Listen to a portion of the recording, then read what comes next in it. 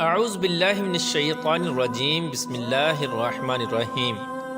اللہ تبارک و تعالیٰ کے نام سے شروع جو بڑا مہربان اور نہایت رحم کرنے والا ہے۔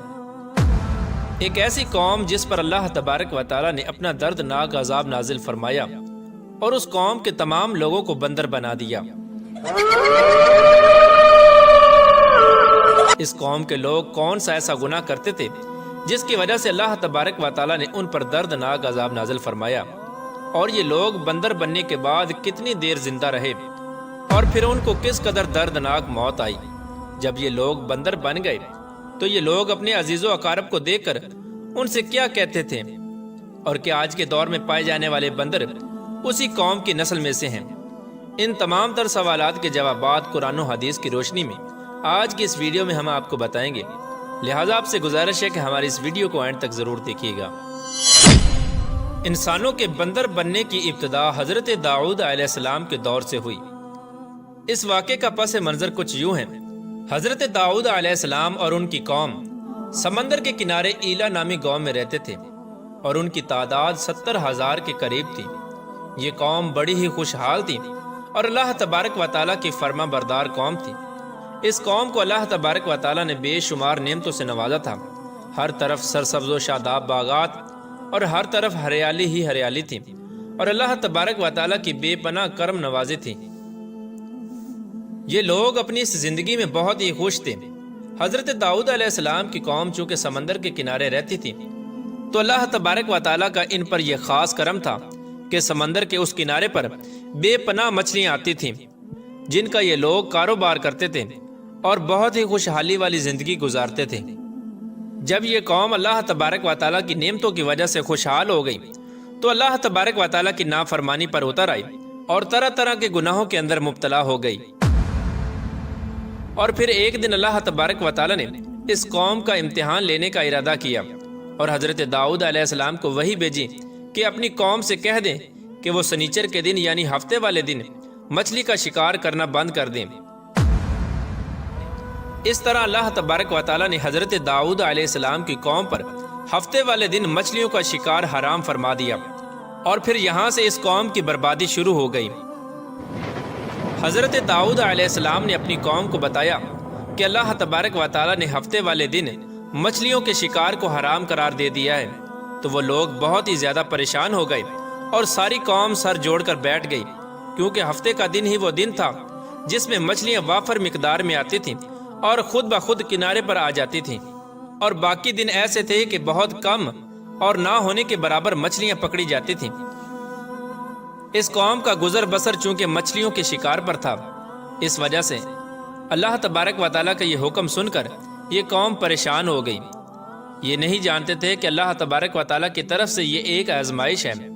پھر ایک دن شیطان نے ان کو وسوسہ ڈالا کہ سمندر سے نالیاں نکال کر خشکی میں بڑے بڑے حوض بنا لیے جائیں۔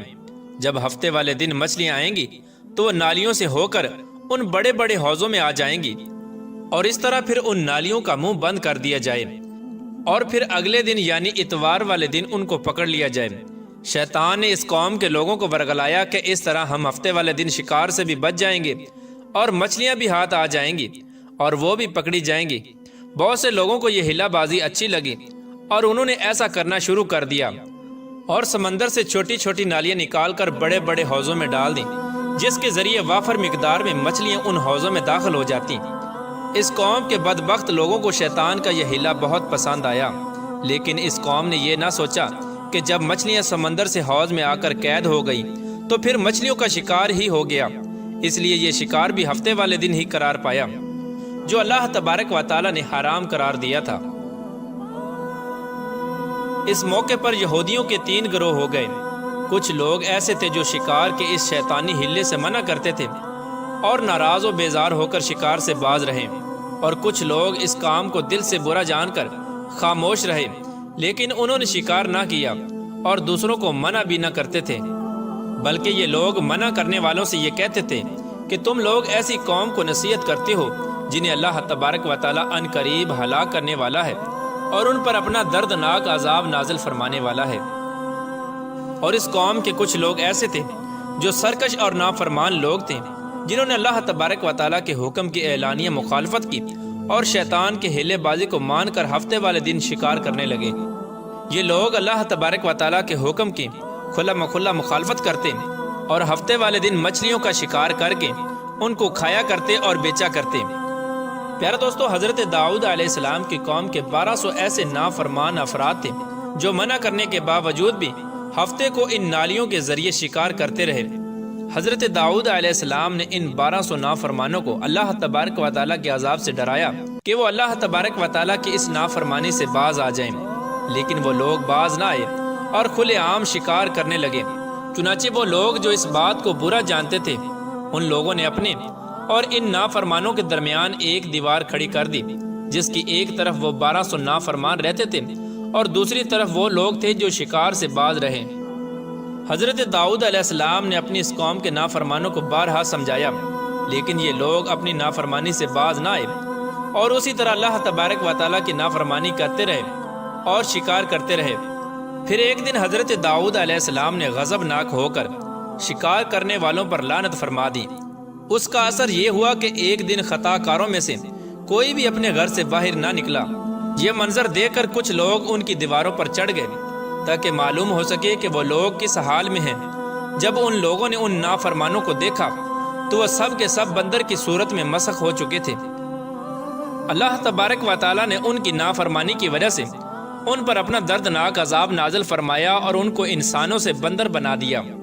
جب لوگ ان مجرموں کا دروازہ کھول کر ان کے گھر میں داخل ہوئے تو وہ بندر اپنے رشتہ داروں کو پہچانتے تھے اور ان کے پاس آ کر ان کے کپڑوں کو سونگھتے تھے اور زاروں کی طرح روتے تھے، لیکن وہ کچھ بول نہ سکتے تھے۔ اللہ تبارک و تعالیٰ کے ان نافرمان بندر بن جانے والے لوگوں کی تعداد 12,000 تھی۔ ان 12,000 لوگوں نے اللہ تبارک و تعالیٰ کی نافرمانی کی اور اللہ تبارک و تعالیٰ نے ان کو بندر بنا دیا، جس طرح کہ اللہ تبارک و تعالیٰ سورہ بقرہ میں ارشاد فرماتا ہے، اور بے شک ضرور تمہیں معلوم ہے تم میں کہ وہ جنہوں نے ہفتے میں سرکشی کی تو ہم نے ان سے فرمایا کہ ہو جاؤ بندر دھتکارے ہوئے۔ اس طرح حضرت داؤد علیہ السلام کی قوم کے 12,000 نافرمان بندر بن گئے۔ یہ لوگ 3 دن تک زندہ رہے اور اس دوران یہ کچھ نہ کھا سکتے تھے اور نہ ہی پی سکتے تھے، بلکہ یوں ہی بھوکے پیاسے سب کے سب ہلاک ہو گئے اور 3 دن کے اندر سب کے سب مارے گئے۔ اور وہ لوگ جو ان نافرمانوں کو اللہ تبارک و تعالیٰ کی اس نافرمانی سے منع کرتے تھے، اللہ تبارک و تعالیٰ نے ان کو اس عذاب سے سلامت رکھا، اور وہ لوگ جو اس شکار کو برا جان کر خاموش رہتے تھے، اللہ تبارک و تعالیٰ نے ان کو بھی اس عذاب سے سلامت رکھا۔ پیارے دوستو، اب بات کرتے ہیں کہ آج کے دور کے بندروں میں سے کیا کوئی بندر ان کی نسل میں سے بھی موجود ہے، یا آج کے دور میں پائے جانے والے بندر انہی بندروں کی نسل میں سے ہیں؟ اس کے متعلق روایات میں آتا ہے کہ حضرت عبداللہ بن مسعود رضی اللہ تعالیٰ عنہ سے روایت ہے کہ حضور پاک صلی اللہ تعالیٰ علیہ وآلہ وسلم سے کسی نے سوال کیا کہ آج کے بندر کیا حضرت داؤد علیہ السلام کی قوم سے ہیں؟ تو حضور نبی کریم رؤوف الرحیم صلی اللہ تعالیٰ علیہ وآلہ وسلم نے ارشاد فرمایا کہ اللہ تبارک و تعالیٰ جس قوم پر عذاب بھیجتا ہے یا ان کی شکلوں کو مسخ کرتا ہے تو یہ عذاب انہی پر ہوتا ہے جن پر وہ عذاب نازل ہوا تھا، اور اس کے بعد اللہ تبارک و تعالیٰ ان لوگوں کو ہلاک کر دیتا ہے اور ان کی آگے نسل نہیں بڑھتی۔ اس لیے یہ بات غلط ہے کہ کچھ لوگ یہ سوچتے ہیں کہ آج کے بندروں میں بھی حضرت داؤد علیہ السلام کی قوم کے بندر بننے والوں کی نسل موجود ہے۔ ایسا کچھ بھی نہیں ہے۔ وہ لوگ صرف اور صرف 3 دن زندہ رہے اور اس کے بعد سب کے سب ہلاک ہو گئے، اور اللہ تبارک و تعالیٰ نے اس قوم کے نافرمانوں کو صفحہ ہستی سے مٹا دیا۔